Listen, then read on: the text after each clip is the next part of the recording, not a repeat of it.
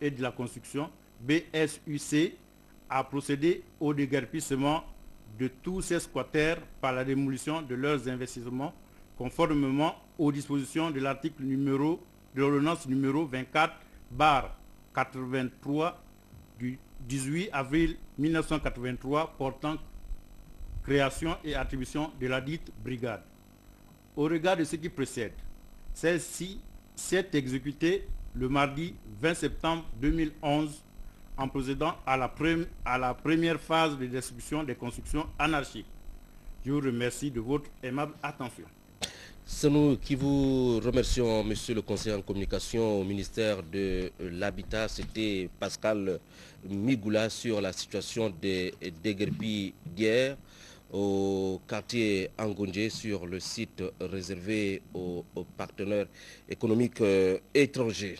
Nous poursuivons ce journal avec les employés du secteur pétrolier en assemblée générale autour de l'ONEP. Il était question pour eux de débattre toutes les questions qui minent leur secteur d'activité. Paulin Siaki, Pierre Claverella. Faire le point des travaux sur la main-d'œuvre étrangère du secteur pétrolier et sur les différents textes d'application relatifs à cette situation qui devront être pris par le gouvernement, c'est l'axe principal de l'Assemblée générale que vient de tenir les acteurs du secteur pétrolier ici à Libreville dans un hôtel de la place.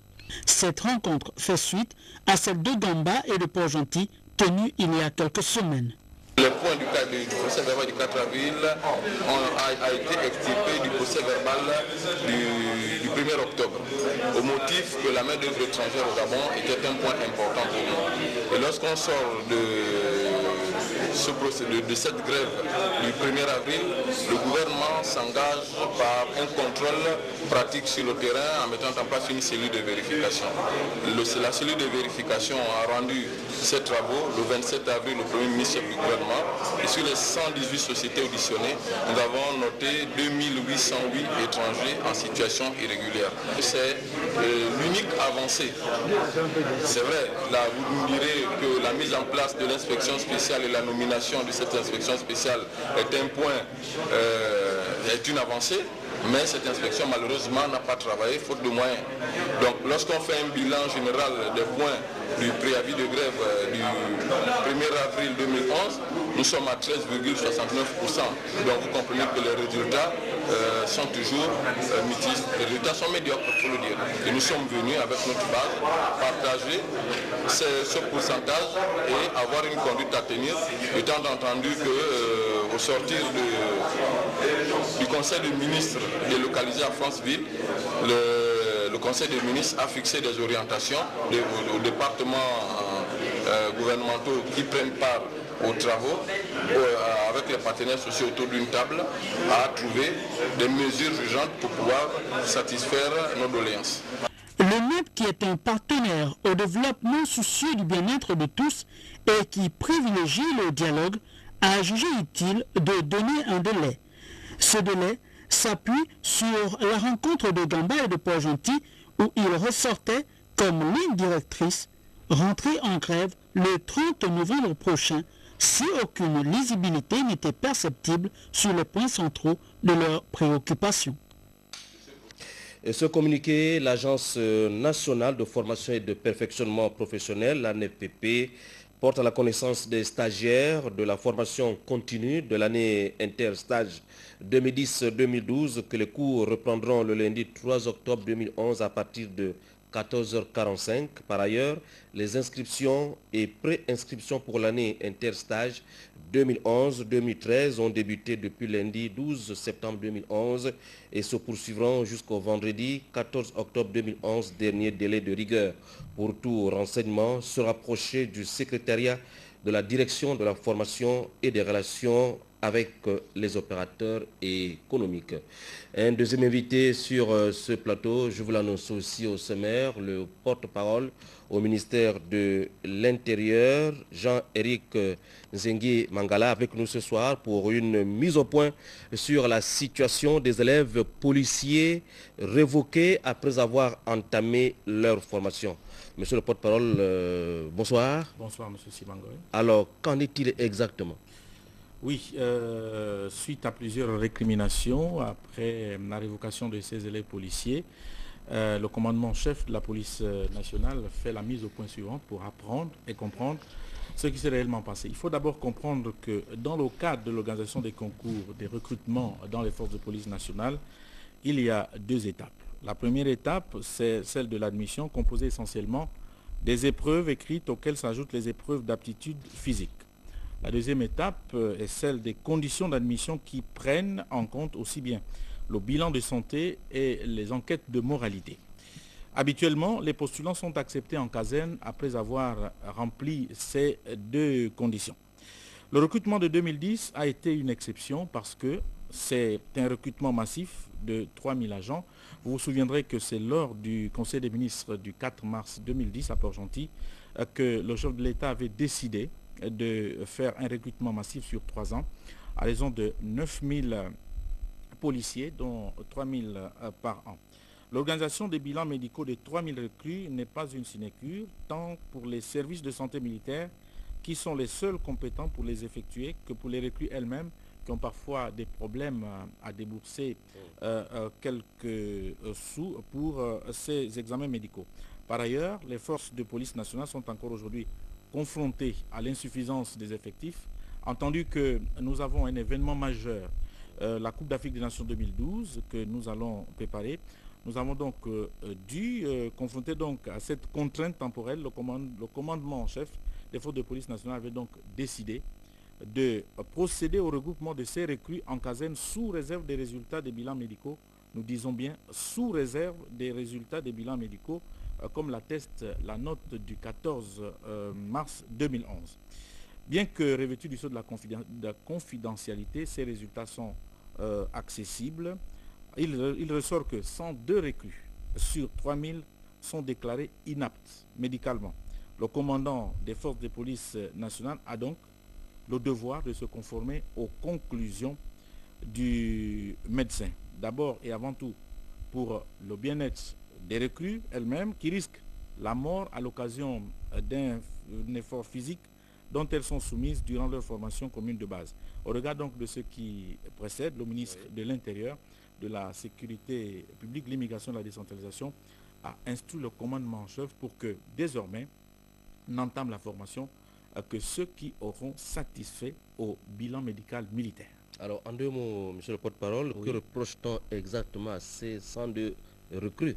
Vous le savez, Patrick Simangoy, quand on constitue un dossier, il y a à l'intérieur un certificat médical. Ce qu'on peut reprocher à ces 102 recrues, c'est que les examens médicaux qui ont été faits par les services compétents de la santé militaire ont démontré une inadéquation entre le certificat médical qu'ils avaient produit et les résultats finalement qui sont sortis de ce bilan médical. Alors, était-il informé de cette exception? Il l'était, puisque la note de service numéro 00658 CCPFPN du 14 mars 2011 portant publication de ces résultats l'attestait. Les parents étaient au courant, ces recrues étaient au courant également. Alors, enfin, monsieur le porte-parole, il se dit en ce moment que ces recrues révoquées se font remplacer de gré à gré par d'autres n'ayant même pas subi des tests. Vrai ou faux? Ce sont des allégations qui ne portent sur rien. Le commandement en chef de la police nationale interrogé dessus est formel. Il n'y a pas eu de remplacement suite à la révocation de ces 102 recrues. Maintenant, si par extraordinaire, un parent ou une recrue révoquée venait à démontrer qu'il y a des pratiques de ce genre, en tout cas, nous aviserons, mais pour nous, les uns ne sont pas plus beaux que les autres. Merci, monsieur le porte-parole du ministère de l'Intérieur. C'était là donc monsieur Jean-Éric Nzengi Mangala. Nous bouclons cette session principale d'information sur la une avec le 13e anniversaire de la disparition d'Alexandre Samba, ancien membre du gouvernement, président fondateur du RDP, un anniversaire célébré à Makokou, sa ville natale, par l'association Zozema, celle-là qu'il a créée avant sa disparition. Reportage. La cérémonie de ce jour repose sur 2 points.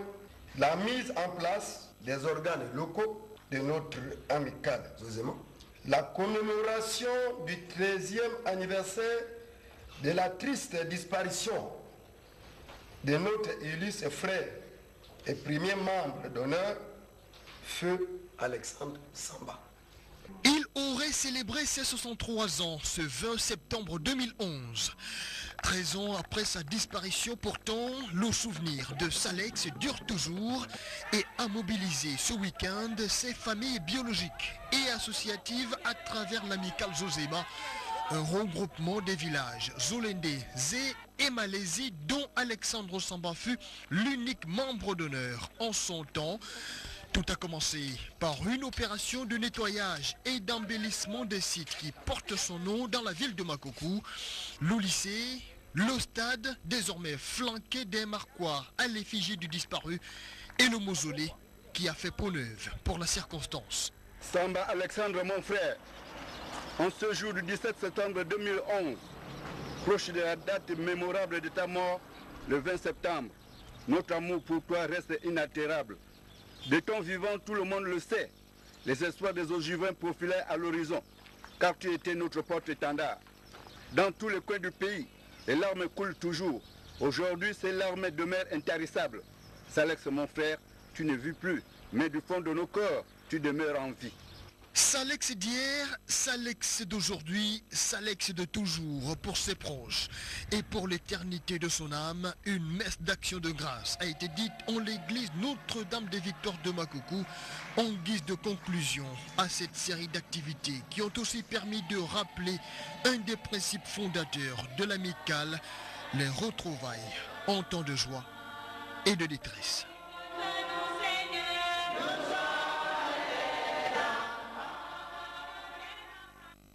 Je rappelle que conformément à l'article 109 de la Constitution de la République gabonaise, la clôture de la deuxième session ordinaire du Conseil économique et social pour l'année 2011 aura lieu demain, jeudi 22 septembre 2011. À cet effet, Monsieur le Président du Conseil économique et social, Antoine Depadou Mboumiakou, invite tous les conseillers économiques et sociaux à être présents à cette cérémonie solennelle qui aura lieu au siège de l'institution à 10 heures précises. Le président de la République qui poursuit son séjour à New York aux États-Unis à la faveur de la 66e session de l'ONU, il a reçu en tête-à-tête le numéro 1 ivoirien, son Excellence, Alassane Dramane Ouattara, le président de Côte d'Ivoire, pour parler de la coopération entre Libreville et Abidjan. Merci d'avoir regardé le journal. À demain 20h.